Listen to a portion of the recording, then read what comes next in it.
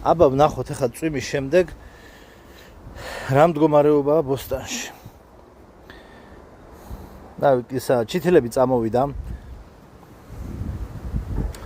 აი კიტრებიც ამოვიდა, ან პატარები იყო და უკვე 3-4 დღე წვიმის შემდგომ აი ამხელები დამხვდა.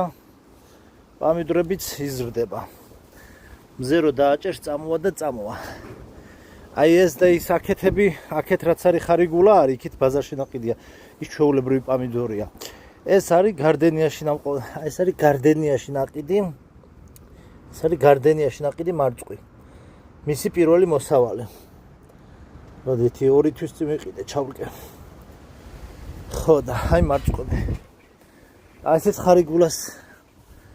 ხარიგულას ის არის, რა ქვია. ჩითილები და ამას მივაბავ ახლა უკვე ისე გაიზარდა მისაბმელი გახდა. ხახვები. თავაკებს იკეთებს უკვე მშვენივრად. იქით სტაფილოები და იქით მწვანელი ამოდის. ესეთი სიტუაცია გვაქვს. ხო, აი, მოსულა. საწევით აი. თავაკეს რაზის აქ გადიქით. მოკლედ, წესით კაი ბოსტანი უნდა გამოვიდეს.